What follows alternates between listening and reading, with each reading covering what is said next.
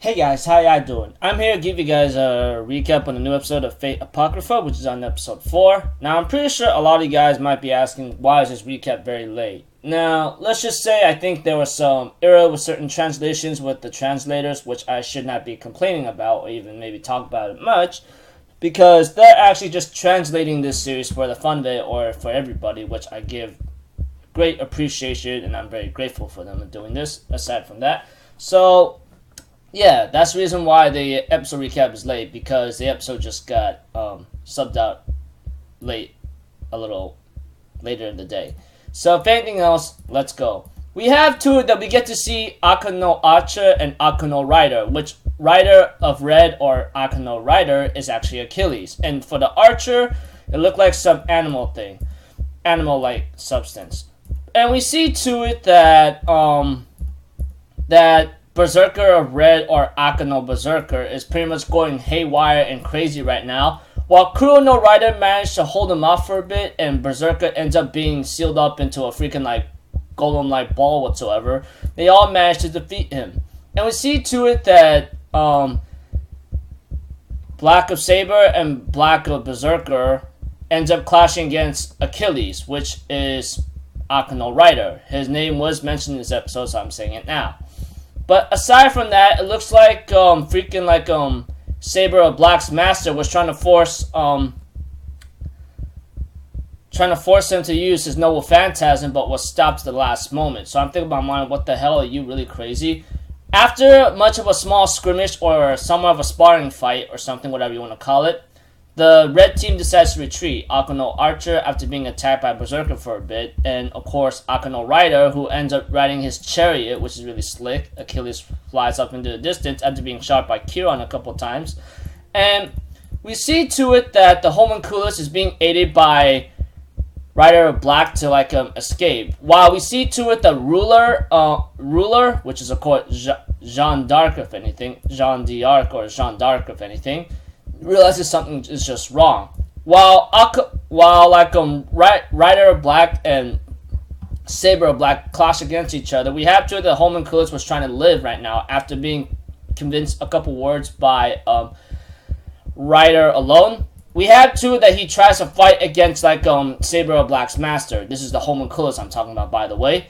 And after Rider talks to Saber of Black for a bit and telling him a couple things about his honor, justice, and something about helping other people and so forth, which I find kind of complicated for me to understand why is Rider being this kind of an idiot? Although I shouldn't be saying that myself, because I could be like a devil myself if I see someone in trouble and I try to help them live.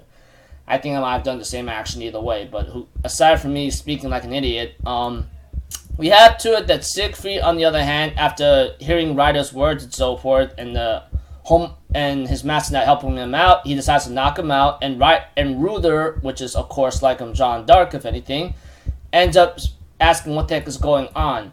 After realizing that the homunculus may not survive, etc., we have to it that Siegfried, or Saber of Black, decides to make a great noble sacrifice, which I kind of call him a fool, honorable and lovable, but a fool. But I guess I shouldn't be really talking much, but he ends up giving his own heart up and offers it to the homunculus and allows him to live. Not only that, but at the great cost, his life is destroyed. And he asks ruler or Jean to give this boy freedom. That's it. And he ends up saying that he just wanted to do this for his own sake, and he just wanted to help other people. And I'm thinking in my mind, I don't understand the meaning of helping other people while you're in a Holy Grail war, but I guess personal feelings and other kinds of pride and other things tend to get in the way when you're in the war. I guess that's the case. But aside from that, Ruler decides to fulfill his wish, and of course the homunculus, who has the heart of Siegfried, ends up being a grown-up human somehow. Even Rider of Black is very happy. I'm thinking in my mind, Rider of Black, how can you be so foolish in a certain sense? But it is what it is. But aside from that, we have to it that Jeanne d'Arc introduces herself to him and says, "By my oath, I shall protect your life and your soul for the rest of time." That's about it. So this episode right here was actually pretty simple in a certain way, the way how I shouldn't recap in great detail. All I could say is like two factions clash against each other again, only for a little bit, and then the homunculus is getting helped by Rider of Black to escape, etc. And I forgot to mention that they announced that the Black faction announced to everyone that the homunculus is escaping with Rider of Black is very valuable. That's how they found out that the homunculus is escaping.